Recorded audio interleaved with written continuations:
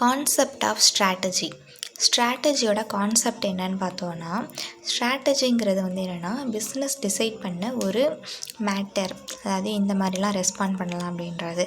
அது எதுக்காகனா dynamic and often hostile external forces, அதாவது கஸ்டமர்ஸோட பிஹேவியர், என்விரான்மெண்டல் சேஞ்சு, அந்த மாதிரி எல்லாமே என்னென்னா டைனமிக்காக தானே இருக்கும்.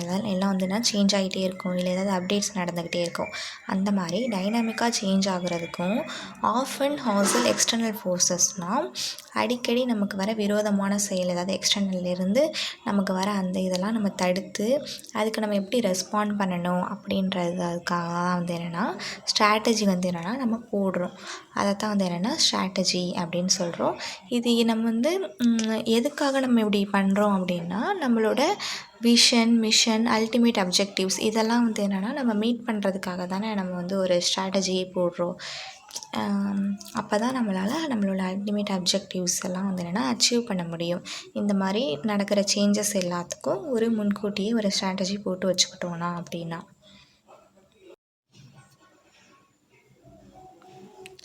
அடுத்து strategy seeks to relate the goals of the organisation. Strategy எதை ரிலேட் பண்ணுது? நம்மளோட கோல்ஸ் ஆஃப் தி ஆர்கனைசேஷனோட goals to the means of achieving them. நம்மளோட கோல்ஸ் எல்லாம் நம்ம அச்சீவ் பண்ணுறதுக்காக தான் நம்ம என்ன போடுறோன்னா ஸ்ட்ராட்டஜி போடுறோம். அடுத்து ஸ்ட்ராட்டஜிங்கிறது என்னென்னா ஒரு கேம் பிளான்னு சொல்கிறாங்க.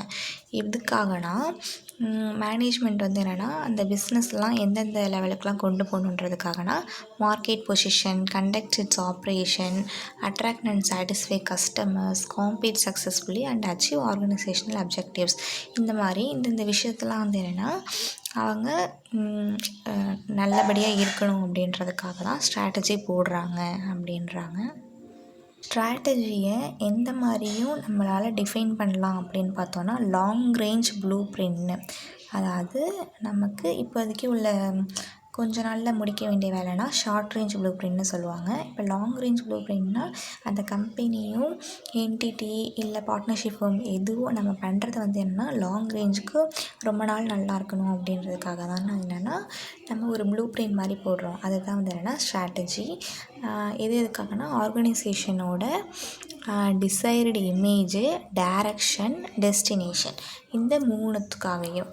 That is what it wants to be, அது எந்த மாதிரி இருக்கணும் அப்படின்றதுக்காகவும், what it wants to do, அது என்னெல்லாம் பண்ணணும் அப்படின்றதுக்கும், how it wants to do things, அது எந்த மாதிரி அந்த திங்ஸ் எல்லாம் என்னென்னா நடத்தணும், எப்படி முடிக்கணும் அப்படின்றதுக்கும், and where it wants to go, அது நம்ம பண்ணுறது மூலமாக எங்கே வரைக்கும் போய் சேரணும், நம்ம இந்த மாதிரி ஒரு அச்சீவ் பண்ணணும் அப்படிலாம் சொல்கிறாங்கல்ல, நம்பர் 1 கம்பெனியாக வரணும் அப்படின்றது தான் என்னென்னா நம்மளோட கோல்னால் அதான் வேர் இட் வாண்ட்ஸ் டு கோ, எங்கே போகணுன்றதுக்காகவோ அதுக்காக தான் நம்ம என்னென்னா ஸ்ட்ராட்டஜி போடுறோம். இதுக்கு ஈகோர் ஹச் ஆன்சாஃபும் வில்லியம் எஃப் க்ளூக்கும் ஒரு டெஃபினேஷன் கொடுத்துருக்காங்க, அதையும் படிச்சுக்கோங்க. Strategy is consciously considered and flexibly designed scheme. ஸ்ட்ராட்டஜிங்கிறது என்னென்னா கான்ஷியஸில் கன்சிடர் பண்ணியும் ஃப்ளெக்சிபிளி டிசைன்டு ஸ்கீம்னா என்னென்னா அந்த ஸ்கீம் என்னென்னா ஃப்ளெக்சிபிளாக இருக்கும். இப்போ இந்த மாதிரி ஒன்று நடக்க போகுதுன்னா நம்ம இப்படின்னு பண்ணிக்கலாம். திடீர்னு இப்போ த்ரெட் வருது, இப்போ ஒரு வேளை நேச்சுரல் கெலமிட்டி ஏதாவது வந்துருச்சு அப்படின்னா அந்த டைமில் நம்ம சுச்சுவேஷன் சேஞ்ச் பண்ணிக்கணும், என்ன மாதிரி ரன் பண்ணணும் அப்படின்றதுக்கெலாம் என்னென்னா ஃப்ளெக்சிபிளாக டிசைன் பண்ணியிருப்பாங்க அந்தந்த சுச்சுவேஷனுக்கு ஏற்றாப்புல. எதுக்காகனா கம்பெனியோட கார்ப்பரேட்டோட இன்டென்ட்காக, கார்ப்பரேட் இன்டென்ட்டு அண்ட் ஆக்ஷன். என்னென்ன ஆக்ஷன் நம்ம பண்ணணும்னா மொபைலைஸ் ரிசோர்ஸஸ்லாம் எந்த மாதிரி மொபைலைஸ் பண்ணி எடுத்துகிட்டு போகணும். அப்புறம் to direct human effort and பிஹேவியர்னால் நம்மக்கிட்ட ஒர்க் பண்ணுற அந்த ஸ்டாஃபிங்லாம் இருப்பாங்களா, அந்த எம்ப்ளாயீஸ்லாம் என்னென்னா அவங்கள்ட்டேருந்து நம்ம என்னெல்லாம் எடுத்துக்கலாம், அவங்களோட எஃபர்ட், அவங்க பிஹேவியர்லாம் எப்படி இருக்கணுமோ அதை டைரக்ட் பண்ணுறது. அடுத்து to handle events and problems. நமக்கு ஏதாவது ப்ராப்ளம் ஈவெண்ட்ஸ் ஏதாவது வருது அப்படின்னா அது எல்லாத்தையும் ஹேண்டில் ஹேண்டில் பண்ணுறதுக்கு என்னெல்லாம் பண்ணணும் அப்படின்றதுக்காகவே வந்து என்னென்னா முன்கூட்டியே ப்ரிப்பேர் பண்ணி வச்சுருப்பாங்க. அடுத்து டு பர்சீவ் அண்ட் யூட்டிலைஸ் ஆப்பர்ச்சுனிட்டிஸ்னால் ஏதாவது நமக்கு திடீர்னு ஒரு ஆப்பர்ச்சுனிட்டி வருதுன்னா அதை நம்ம எந்த மாதிரி யூஸ் பண்ணிக்கணும் அப்படின்றதுக்கும் இந்த ஸ்ட்ராட்டஜியில் ஒரு திங் வந்து இருக்கும். And to meet challenges and threats for corporate survival and success. அதாவது சேலஞ்சஸ் த்ரெட்ஸ்லாம் வருது அப்படின்னா அதை நம்ம எப்படி வந்து என்னென்னா கையாளணும், எப்படி நம்ம அந்த டைமில் இருக்கணும் அப்படின்றதுக்காகலாம் இருக்கும். எதுக்காக நம்ம இதெல்லாத்தையும் பண்ணுறோன்னா கார்ப்பரேட்டோட சர்வைவல் அண்டு சக்ஸஸ்க்காக தான். அது இருக்கணும், சக்ஸஸும் ஆகணும். ஸ்ட்ராட்டஜி நமக்கு என்னெல்லாம் ப்ரொவைட் பண்ணுதுன்னு பார்த்தோன்னா integrated framework for the top management. Top மேனேஜ்மெண்ட்டில் இருப்பாங்கள்ல அவங்களுக்குலாம் வந்து என்னென்னா ஒரு ஃப்ரேம் ஒர்க் தருது. எதுக்கெல்லாம்னா ஸ்வாட் அனாலிசிஸ் பண்ணுறதுக்கு, ஆப்பர்ச்சுனிட்டிஸ், த்ரெட்ஸ், ஸ்ட்ரென்த்து, வீக்னஸ்.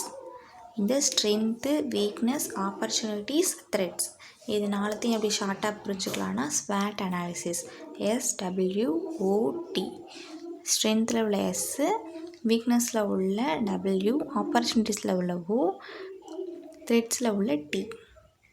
ஸ்வாட் அனாலிசிஸ். இது ஸ்ட்ராட்டஜிங்கிறது வந்து என்னென்னா இந்தந்த விஷயத்துக்குலாம் வந்து என்னென்னா சப்ஸ்டிடியூட் கிடையாது. எதுக்குன்னா sound, alert and responsive management. இப்போ சவுண்ட் மேனேஜ்மெண்ட் அங்கே இருக்குது. அதாவது சவுண்ட் மேனேஜ்மெண்ட்னால் நல்லா மேனேஜ்மெண்ட் பண்ணுற ஆளுங்களாம் இருக்காங்க, நல்லா நடக்குது அந்த கம்பெனிஸில், அந்த கார்ப்பரேட்டில் அப்படின்னா அதுவும் நல்லா அலர்ட்டாக இருக்காங்க. அப்புறம் ரெஸ்பான்சிபிள் மேனேஜ்மெண்ட் இருக்குது அப்படின்னாலும் அதுக்கும் அது வந்துட்டு ஸ்ட்ராட்டஜிக்கு ஒரு சப்ஸ்டிடியூட் கிடையாது. அப்படி இருந்தால் அது ஸ்ட்ராட்டஜி அப்படின்ற மாதிரிலாம் கிடையாது. அதுதான் சொல்கிறாங்க strategy is no substitute for sound, alert and responsive management. It must be recognised. இது எந்த மாதிரி நம்ம ரெகக்னைஸ் பண்ணணும்னா strategy can never be perfect, flawless and optimal. ஸ்ட்ராட்டஜிங்கிறது பர்ஃபெக்டாக இருக்கே இருக்காது, அதுமாதிரி ஃப்ளாலெஸ்ஸாகவும் இருக்காது, ஆப்டிமலாகவும் இருக்காது. இது எந்த நேச்சரில் இருக்கும் அப்படின்னு பார்த்தோன்னா இது வந்து ஃப்ளெக்சிபிள் அண்ட் ப்ராக்மெட்டிக்னால் ப்ராக்டிக்கலாக இருக்குது.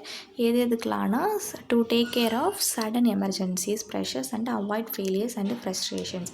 ஏதாவது திடீர்னு நமக்கு ஏதாவது எமர்ஜென்சி வருது, ப்ரெஷர் வருது அப்படின்னா அந்த டைமில் நம்ம எப்படி ஹேண்டில் பண்ணணும் அப்படின்றதுக்காக நம்ம முன்னாடியே சொன்ன மாதிரி அந்த ஃப்ளெக்சிபிள் டிசைன்டு ஸ்கீம் வந்து என்ன ப்ரிப்பேர் பண்ணி வச்சுருக்குது அதுதான் வந்து என்னென்னா ஸ்ட்ராட்டஜி. மற்றபடி இது சவுண்ட், அலர்ட், ரெஸ்பான்சிவ் மேனேஜ்மெண்ட்லாம் வந்து என்னென்னா சப்ஸ்டிடியூட் கிடையாது. Strategy is partly proactive and partly reactive. ஸ்ட்ராட்டஜிங்கிறது வந்து என்னென்னா கொஞ்சம் ப்ரோஆக்டிவாகவும் கொஞ்சம் ரியாக்டிவாகவும் இருக்கும். அதுக்கேற்றாப்புல தான் ஸ்ட்ராட்டஜி வந்து என்னென்னா போட்டிருப்பாங்க. இப்போ ப்ரோஆக்டிவ்னால் என்னென்னா முன்னெச்சரிக்கையாக நம்ம முன்கூட்டியே இந்த இதெல்லாம் பண்ணலாம் அப்படின்ற மாதிரி டிசைன் பண்ணியிருப்போம்ல அதுதான் வந்து என்னென்னா ப்ரோஆக்டிவ். ரியாக்டிவ்னால் திடீர்னு ஏதாவது ஒரு அன்எக்ஸ்பெக்டட் சேஞ்சஸ் நடக்குது அப்படின்னா அதுக்கு நம்ம எப்படி ரியாக்ட் பண்ணுறோமோ அதுக்கு நம்ம போடுற அந்த ஒரு யுக்திக்கு நேம் தான் வந்து என்னென்னா ஸ்ட்ராட்டஜி அப்படின்னு சொல்கிறாங்க. இப்போ proactive actions on the part of managers to improve the company's market position and financial performance. இதை இம்ப்ரூவ் பண்ணுறதுக்காக நம்ம என்ன போடுறோன்னா முன்கூட்டியே ப்ரோஆக்டிவ் ஆக்ஷன்ஸ் அப்படின்னு ஒரு ப்ரோஆக்டிவ் டிசிஷனை எடுத்திருப்போம். அதை வச்சு ஸ்ட்ராட்டஜி ப்ரிப்பேர் பண்ணுறோம். Reactions to unanticipated developments and fresh market conditions in the dynamic business environment. இதுக்கெலாம் ரியாக்ட் பண்ணோன்னா அன்ஆன்டிசிபேட்டட் டெவலப்மெண்ட், அதாவது நம்ம வந்து இது டிசைடே பண்ணியிருக்க மாட்டோம் இப்படிலாம் நடக்கும் அப்படின்ற மாதிரி அந்த மாதிரி வர unanticipated developments and fresh market conditions அதுக்கெலாம் நம்ம என்ன மாதிரி ரியாக்ட் பண்ணுறோமோ அதுதான் வந்து என்னென்னா ரியாக்டிவ் ஸ்ட்ராட்டஜி. கம்பெனியோட கரண்ட் ஸ்ட்ராட்டஜி எதுலேருந்து எடுத்திருக்காங்க அப்படின்னா flows from both previously initiated actions and newly initiated managerial decisions and actions.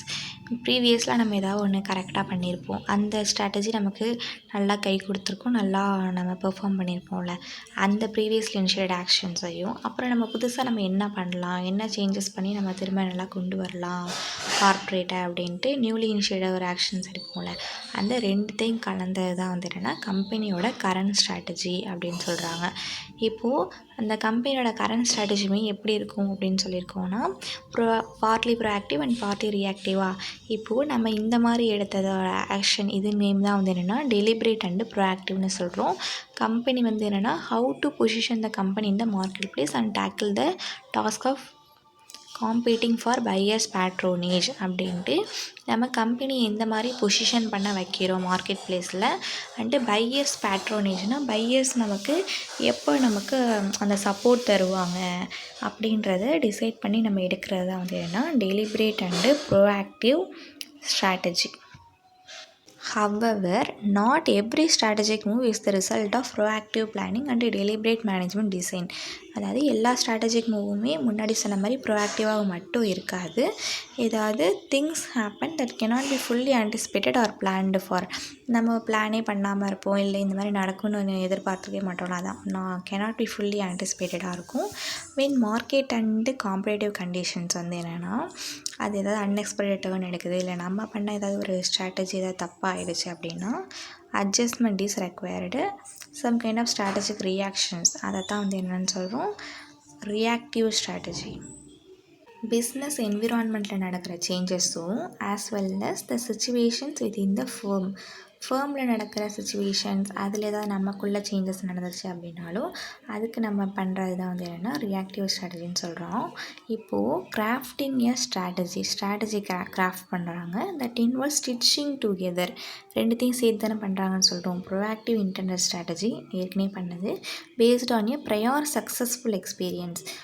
Success ஆன எக்ஸ்பீரியன்ஸ்லேருந்து மட்டும்தானே அந்த ஸ்ட்ராட்டஜி மட்டும்தானே நம்ம வந்து கேரி பண்ணுவோம் அந்த strategy. And then adapting pieces of successful reactions as circumstances around the company situation change or better options emerge. திடீர்னு ஏதாவது ஒரு பெட்டர் ஆப்ஷன் நமக்கு வேணும், அது அந்த சடனாக ஏதாவது நடந்துடும், அதுக்கு நம்ம எடுக்கிற ஆக்ஷன் பேர் அந்த ஸ்ட்ராட்டஜி பேர் என்னென்னா ரியாக்டிவ் ஆர் அடாப்டிவ் ஸ்ட்ராட்டஜி அப்படின்னு சொல்கிறோம். அந்த ஸ்ட்ராட்டஜி நம்ம அடாப்ட் பண்ணிக்கிறோம்ல, அவ்வளோதான். ஸ்ட்ராட்டஜியோட கான்செப்ட் இன்றைக்கி முடிஞ்சிருச்சு.